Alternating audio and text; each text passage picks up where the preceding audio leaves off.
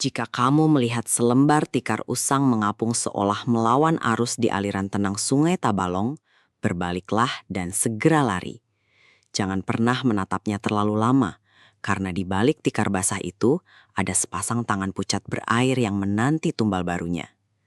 Sungai ini menyimpan rahasia kelam yang tak pernah tertulis di buku sejarah manapun. Penduduk setempat menyebutnya sebagai kutukan tikar hanyut. Sebuah entitas pendendam yang tak butuh kau menyentuhnya. Cukup dengan melihatnya, kau telah mengundang kematian yang paling menyesakan untuk masuk ke dalam paru-parumu.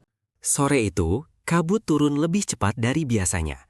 Budi, seorang nelayan yang telah menghabiskan separuh hidupnya di perairan ini, mendapati perahunya terhenti di tengah aliran sungai yang tiba-tiba terasa mati.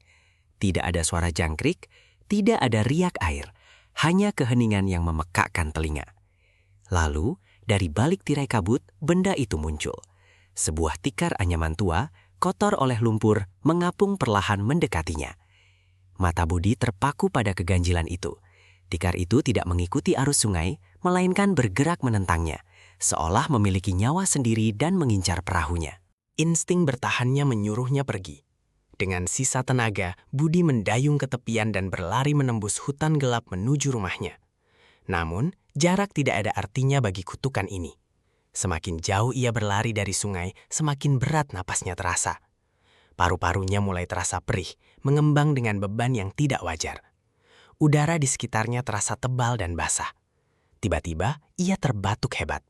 Bukan dahak atau darah yang keluar, melainkan air sungai yang keruh, berbau lumpur busuk dan lumut, mengalir deras dari tenggorokannya di tengah daratan kering. Kutukan itu bekerja dengan cara yang paling kejam. Ia tidak menarikmu ke dasar sungai, melainkan membawa dasar sungai itu ke dalam tubuhmu. Sesampainya di dalam rumah kayunya yang terkunci rapat, Budi terjerebab ke lantai. Ia berada bermil-mil jauhnya dari sungai, di atas daratan yang kering kerontang. Namun ia meronta-ronta bagaikan orang yang sedang tenggelam. Setiap kali ia mencoba menarik napas, hanya sensasi air dingin berlumpur yang memenuhi rongga dadanya. Ruangan itu terasa seperti peti mati berair yang perlahan mencekiknya hingga mati rasa.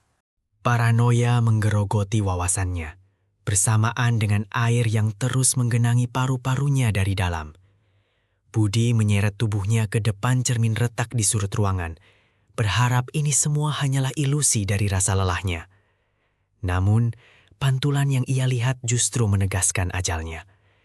Ia melihat tubuhnya sendiri memucat, bibirnya membiru layaknya mayat yang telah berhari-hari mengambang di air. Dan dari lubang hidung serta mulutnya, air lumpur kecoklatan terus merembes keluar tanpa henti. Ia sedang ditenggelamkan secara gaib, pelan-pelan, terkurung di dalam dinding kamarnya sendiri yang mulai terasa pengap. Dalam keputusasaan yang absolut, ia merangkak menuju tempat tidur, mencari sedikit saja rasa aman dari teror ini. Namun, kutukan Tabalong tak pernah melepaskan mangsanya. Saat tangannya meraih selimut, kain itu terasa amat kasar dan sangat basah. Di bawah cahaya remang bulan yang menembus celah dinding, selimutnya telah berubah wujud menjadi tikar usang bermandi lumpur. Tikar yang sama persis dengan yang ia lihat di sungai. Tikar basah itu melilit tubuhnya perlahan, sangat erat, mencengkeram setiap inci kulitnya dengan dingin yang membekukan tulang. Budi ingin menjerit, namun paru-parunya sudah penuh. Di detik-detik terakhir kesadarannya yang kian memudar, genangan air lumpur mulai merembes deras dari sela-sela lantai kayu rumahnya. Dari dalam genangan hitam pekat itu, sepasang tangan yang sangat pucat, bengkak, dan membusuk perlahan muncul. Tangan-tangan dingin tak bernyawa itu kini mencengkram pergelangan kakinya, menariknya turun ke dalam kegelapan lantai kayu yang seolah berubah menjadi jurang sungai tak berdasar. Diiringi suara gemericit air yang menyeramkan, Budi menghembuskan napas terakhirnya yang hanya berupa gelembung-gelembung air kotor. Tumbal telah diserahkan malam itu, kutukan air tengang telah tuntas. Keesokan paginya, kabut masih menggantung rendah.